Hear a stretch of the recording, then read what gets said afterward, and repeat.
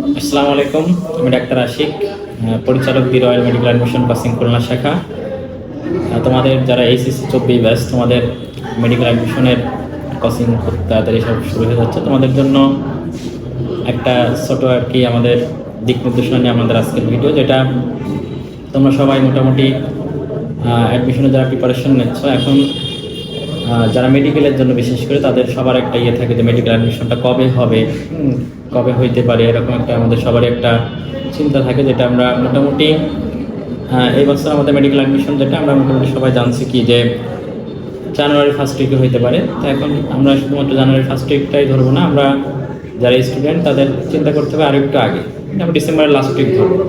ডিসেম্বরের last week অথবা January first উইকে আমাদের অ্যাডমিশনটা যদি হয়, তাহলে আমরা একটা সুন্দর একটা সাজানো গোছানোর জন্য একটা পারফেক্ট সময় পাচ্ছি আমরা।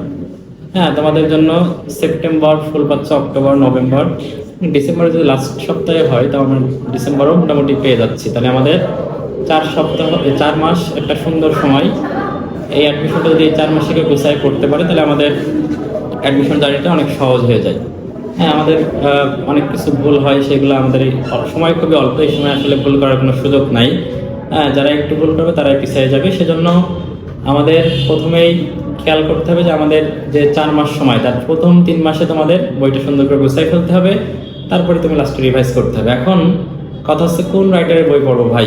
হ্যাঁ, যে সব যে আমাদের আবুল হাসান স্যারের থেকে আসবে কিনা বা আজমান স্যারের থেকে আমরা সব পাবো কিনা। হ্যাঁ, তা এখন আমাদের মোটামুটি যেটা মেডিকেল অ্যাডমিশনের জন্য আমাদের সব থেকে গুরুত্বপূর্ণ বায়োলজি, যে বায়োলজি তোমরা দেখতে পাবা যে আমাদের আজমান স্যারের বইটা কিন্তু সব থেকে সুন্দর সাজানো গোছানোতে আছে। এখানে এর বাইরে মনে হয় না যে অন্য থেকে আমাদের লাগবে তেমন কিছু, বা বোটানি থেকে আবুল হাসান স্যারের বাইরে দেখা যাচ্ছে কিছু ইনফরমেশন একটু বাইরে থেকে আসতে পারে বা আসে।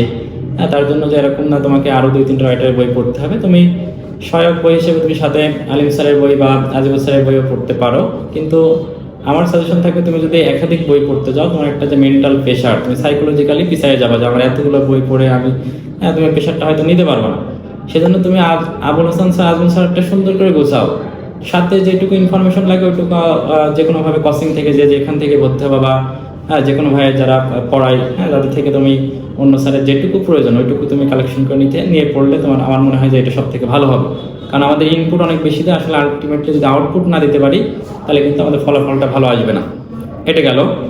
কেমিস্ট্রির ক্ষেত্রে তো হাজারি স্যারের বই তোমার বাইরে লাগছেই না তেমন। আমরা হাজারি স্যারের বইটা যদি সুন্দর করে গোছায় পড়তে পারি এবং বাইরের স্যারের অনুসরণী বই অনুসরণী যদি সুন্দর করে তোমার গোছানো থাকে, তো দেখবা যে মোটামুটি এটাই সুন্দর করে গোছানো হয়ে যাবে। আবার আমাদের ফিজিক্সের ক্ষেত্রে ইসাক স্যারের বইয়ের বাইরে আমাদের তেমন কিছু ওইভাবে প্রয়োজন হয় না। অল্প ইনফরমেশন তুমি সেটা দেখবা, অবশ্যই দেখবে, কিন্তু ইসাক স্যারের বই সুন্দর করে পড়ে তার অনুসরণীটা সুন্দর করে গোছাইতে হবে। হ্যাঁ, তাহলে মোটামুটি আমাদের একটা সুন্দর প্রিপারেশন হয়ে যাবে ফিজিক্স, কেমিস্ট্রি, বায়োলজির জন্য। আবার এখন কথা হচ্ছে কি, অনেকে চিন্তা ভাবনা আছে তোমাদের, যেহেতু রেজাল্ট পরীক্ষা সবগুলো হয় নাই, রেজাল্ট দেখা যাচ্ছে যে কোনো একটা ভাবে হইতে পারে, রেজাল্ট আশা করা যায় সবারই সুন্দর রেজাল্ট আসবে। হ্যাঁ, এখন অনেকে কনফিউশনে আছে যে কে মানে মেডিকেল অ্যাডমিশনে ভর্তি হওয়া, নাকি মেডিকেল করবো, নাকি ভার্সিটি করবো, নাকি ইঞ্জিনিয়ারিং প্লাস ভার্সিটি, কোনটা করবো।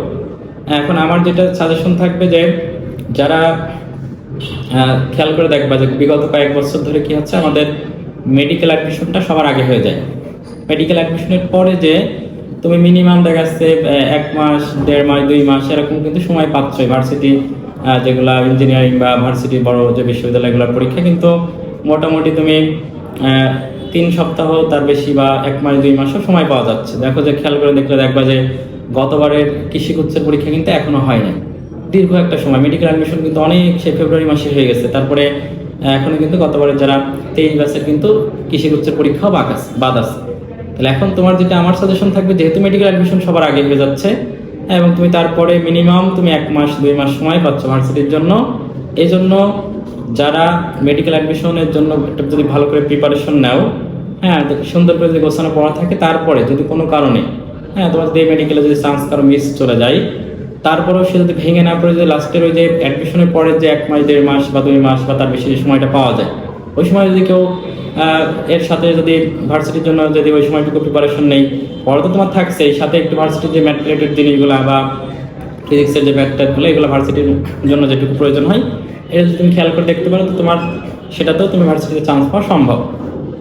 এখন এই জন্য যে শুধু ভার্সিটির জন্য আমার মনে হয় না যে এটা না করে যে তোমরা যদি মেডিকেল প্লাস ভার্সিটি করো, বা যারা ইঞ্জিনিয়ারিংও চিন্তা করছো তারাও সাথে বায়োলজিটার সাথে রাখবা। কারণ অ্যাডমিশনের বিষয়টা হচ্ছে যে তোমার যে কোনো জায়গায় তুমি ভালো করতে পারো। তোমার যদি এইচএসসির বেসিকটা ভালো থাকে, সে যে কোনো জায়গায় চান্স পাওয়া সম্ভব। সেজন্য তোমরা সুন্দর করে গোছায় পড়াশোনাটা করো। পড়াশোনাটা এই 4 মাস যে যতক্ষণ সুন্দর করে গোছাইতে পারবে, যার পড়াটা যত কোয়ালিটিফুল হবে, কোয়ান্টিটির দিকে না থাকে তুমি কোয়ালিটিফুল পড়াশোনা করবা। যা ইনপুট তাই আউটপুট দিতে হবে, এটা সবসময় মাথায় রাখতে হবে। সুন্দর করে গোছায় পড়লে তোমরা অবশ্যই ভালো একটা রেজাল্ট করতে পারবে, বিভিন্ন জায়গায় চান্স পাইতে তোমার সহায়ক হবে। হ্যাঁ, সবার জন্য শুভকামনা থাকবে, সবাই ভালো থাকবা। আল্লাহ হাফেজ সবাইকে, আসসালামু আলাইকুম।